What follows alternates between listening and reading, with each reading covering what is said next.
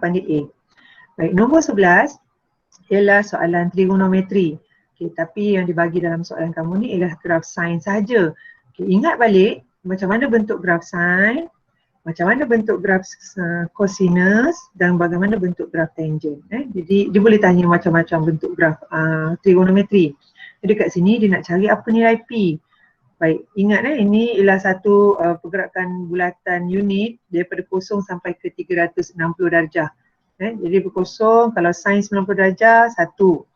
Sin 180, kosong. Macam tu kita baca. Okay. Jadi P ni jawapan dia 270. Baik, nombor 12. Nombor 12 ialah soalan trigonometri juga. Tapi dalam bentuk segitiga. Baik, langkah yang pertama, kamu gunakan teorem Pythagoras. Untuk menjawab soalan ni, kamu gunakan teorem Pythagoras untuk cari panjang PR. Kerana dia dah bagi tahu sini M dan R masing-masing ialah titik tengah PR dan QS. Okay, jadi kalau kamu tahu panjang PR, kamu boleh cari panjang, boleh gunakan sisi MR untuk mencari sudut X. Baik, langkah yang kedua, apabila kamu dah gunakan teorem Pythagoras, okay, untuk cari sisi PR, kita dapat 12, bahagi 2, 6, 6. Okay. Kemudian yang kedua, cari sudut yang sepadan dengan X. Sudut yang sepadan dengan X ialah sudut yang dalam ni. Okay, X ialah sudut dalam sukuan kedua. Kerana apa dia jatuh sukuan kedua? Kalau kamu tengok balik, yang ni, okay, sukuan-sukuan kita ni, baik. Sudut dalam sukuan kedua maknanya sudut cakar lah, sudut yang lebih 90 darjah. Sudut ni kan lebih besar daripada 90 darjah, sudut X ni.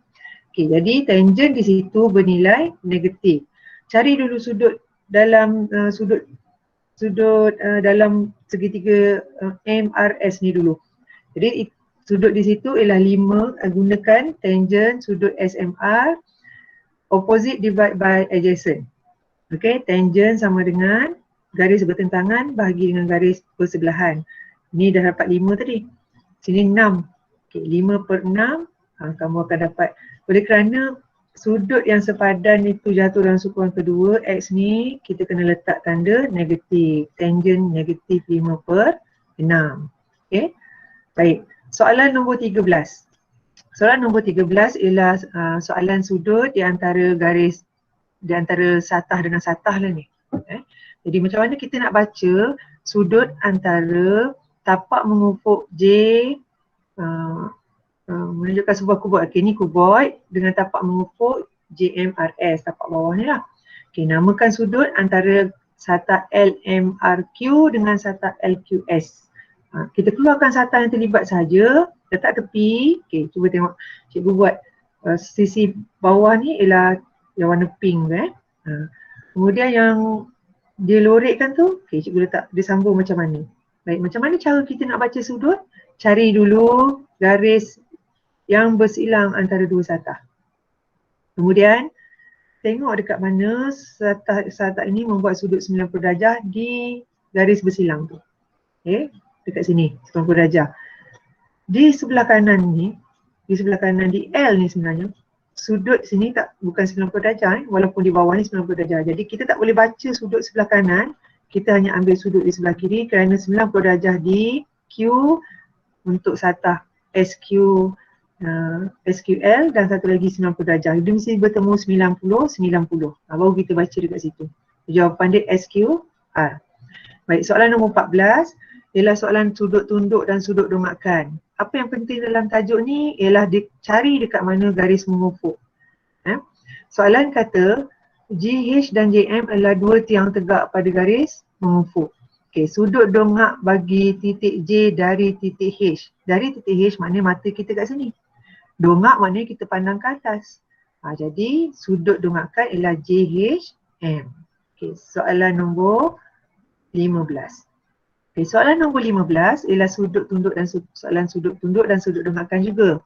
Baik, sekarang ni dia bagi aplikasi. Kumar berdiri di balkoni tingkat 6 sebuah bangunan. Tinggi satu tingkat bangunan itu ialah 6 meter. Terdapat sebuah kereta dan sebuah basikal yang terletak di tanah mengufuk. Okey, ni cikgu lukis kat bawah ni. Terdapat diberi bahawa sudut tunduk kereta dan basikal dari mata Kumar ialah 30 darjah dan 45 darjah. Bila diguna perkataan masing-masing, kereta ni 30, basikal ni 45. Dia akan turutan dia macam tu. Jadi yang pertama, kita gunakan tangent untuk mencari jarak basikal ke sini, ke bangunan. Kemudian yang kedua, kita guna juga tangent untuk mencari jarak kereta sampai ke bangunan ni. Baik, apa konsep kita pakai? Ini ialah garis mengukur. Kita anggap bahawa Kumar berdiri tingkat 6 ni lah. Okay, tak kisah di tengah-tengah ni lah. Tapi saya ambil atas sekali supaya kita boleh gunakan 36 meter ni. Jadi kita gunakan konsep garis sudut selang-seli. Kalau sini 30, sudut di sini juga 30. Ini bentuk Z ini bentuk Z. Kalau sini 30, sini pun 30. Kalau sini 45, bentuk Z ni, sudut dekat sini pun 45. Kalau kamu keluarkan segitiga tu, cari jarak, soalan kata hitung jarak dari kereta ke basikal. Ni kamu kena tolak nak cari beza ni. Cari beza jarak. Okey, jawapannya ialah 26.35 meter. Okey, soalan nombor 16 ialah soalan bearing. Okey, ditunjukkan kedudukan P dan kedudukan Q. Cari bearing P dari Q. Bila kita nak baca bearing, kita baca dari utara. Dan oleh kerana soalan ni kata dari Q, maknanya bearing tu kita baca di Q. Okey. Macam mana nak baca bearing dari Q ni? Baik, gunakan konsep sudut selang-seli tadi juga. Okey, ini bentuk Z. Kalau sini 125, sini pun 125. Tapi kamu kena baca dari utara, kena tambah 180.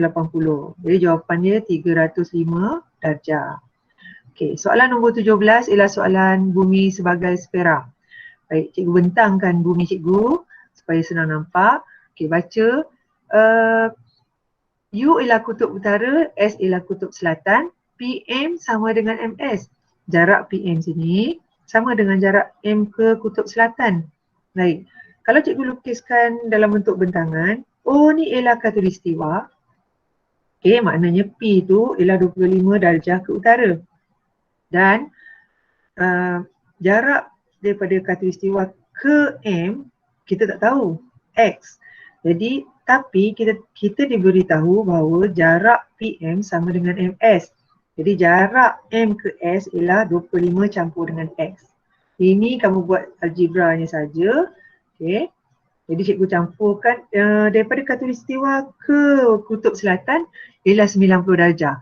Jadi kamu ambil sudut yang baki tadi daripada khatulistiwa ke M, X campur dengan X campur 25, jumlahnya mesti 90 darjah. Ini kamu buatlah algebra untuk mencari X. Pindahkanlah ni 25 ke kanan, kemudian bahagikan dengan 2 dapat 1x ni 32.5 darjah. Jadi dekat mana latitude M? Latitude tu kita baca melintang macam ni jadi latitude dia 32.5 darjah selatan. Baik, soalan nombor 18 Soalan nombor 18 ialah soalan ungkapan algebra dan dicampur juga dengan ungkapan kuadratik. Jadi bagaimana kamu nak faktorkan satu ungkapan selengkapnya? Cari faktor sepunya terbesar. Contohnya 36x ni dalam soalan, cikgu pecahkan pada faktor dia 4 darab 9, 36. 36 darab x, 36x. Okey. 36x. 4xy kuasa 2 ni ialah faktornya 4 darab x darab y darab y. Jadi yang mana yang faktor yang serupa, cikgu keluarkan. 4 dengan x ni cikgu keluarkan di luar kurungan. Yang tinggal 9 tolak y kuasa 2. Okey. Tapi yang dalam kurungan ni masih lagi boleh difaktorkan. Jadi kamu boleh gunakan kaedah bentuk kacang, cikgu pernah ajar dulu kan. 9 ni ialah 3 kuasa 2. Y ni ialah y kuasa 2 ialah y kuasa 2. Jadi 9 ni tukar jadi 3 kuasa 2. Y kuasa 2 ialah y kuasa 2. Okey, pecahkan kulit kacang tu. Jadi sebelah akan dapat 3 campur y, sebelah lagi akan dapat 3 tolak y. Jadi kamu dah faktorkan selengkapnya. Okey, jawapan D ni kena tanda D. Baik, nombor 19. Nombor 19 ialah sama juga ungkapan algebra dan ungkapan kuadratik. Jadi ada ungkapan-ungkapan yang kamu boleh fakturkan. Cuba dulu ringkaskan sebab soalan nak mengungkapkan dalam bentuk termudah. Baik, cikgu tengok dekat atas ni boleh difakturkan. 2mn campur 4n ni. Cikgu fakturkan ni. 2mn boleh 2 darab m darab n. 4n boleh 2 darab 2 darab n. Okey, yang sama sini 2 cikgu keluarkan. N pun sama cikgu keluarkan. Yang tinggal m campur 2. Okey, atas ni cikgu fakturkan. Bawah ni, ini bentuk kacang. Cikgu pun belah dua ni, kulit dia ni. Jadi dapat 3 campur n1, 3 tolak n1. Baik, sekarang ni bila semua nombor ni didarab, ni ungkapan ni kita tengok ni darab. Okay, kita boleh potong ni.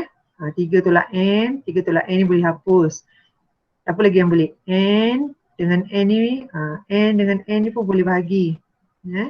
Jadi yang tinggal, ini kita bahagilah mana ungkapan yang sama. Yang tinggal adalah jawapannya ialah P. M campur 2 per 3M, 3 campur N. Okey, so seterusnya soalan nombor 20 ialah ungkapan algebra. Soalan ni diberi bahawa P dalam sebutan Q dan R. Sekarang ni dia nak kamu ungkapkan Q dalam sebutan P dan R. Cikgu susun balik supaya Q ni naik ke atas, P ni turun ke bawah. Okey. Tapi Q ni ada kawan-kawan lain lagi. Jadi cikgu kena tinggalkan Q saja di sebelah kiri. Pindahkan kuasa 2, punca kuasa ke kanan jadi kuasa 2. Ada lagi kawan di R ni. R ni pun kena pindahkan juga ke kanan.